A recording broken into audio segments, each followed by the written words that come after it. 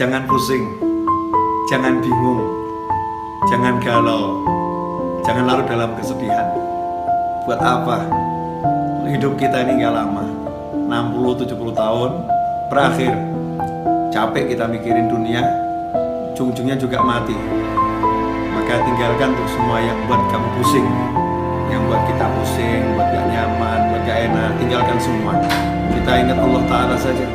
Kita ingat Allah Ta'ala saja. Kita kembali kepada Allah. Gak usah kita pikirin, pikir buat mumet, pikir buat pusing. Makanya kita kembali pada prinsip ojo mikir, gak usah dipikir. Serahkan semuanya kepada Allah, pasrahkan kepada Allah. Jalankan tugas yang kita mampu jalankan.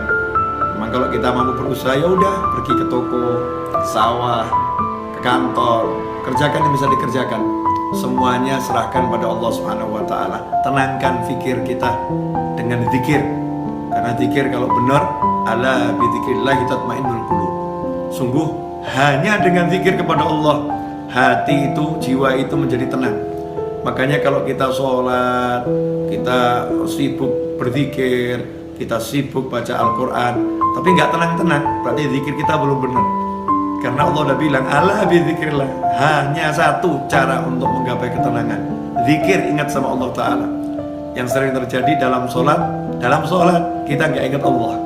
Dalam sholat justru kita ingat masalah kita.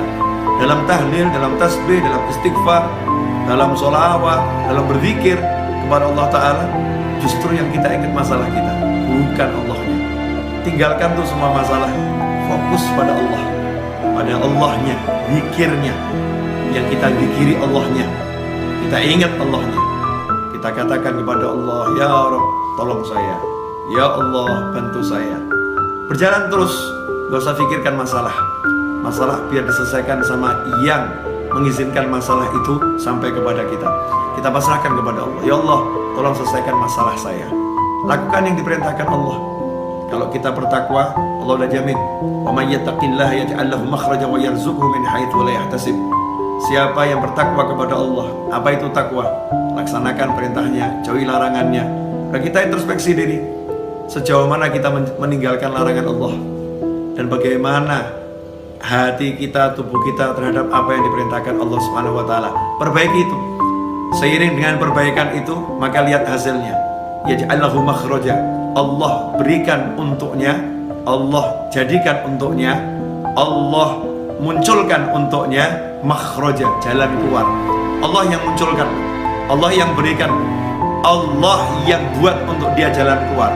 Kalau udah Allah yang buat, Allah yang berikan, Allah yang munculkan, ya pasti benar-benar bisa keluar. Solusi yang tidak mungkin bisa dihalangi oleh siapapun. Yaj'allahu makhraja. Dan indahnya Allah tutup dengan kalimat wa yarzuqhu min haitsu la yahtasib.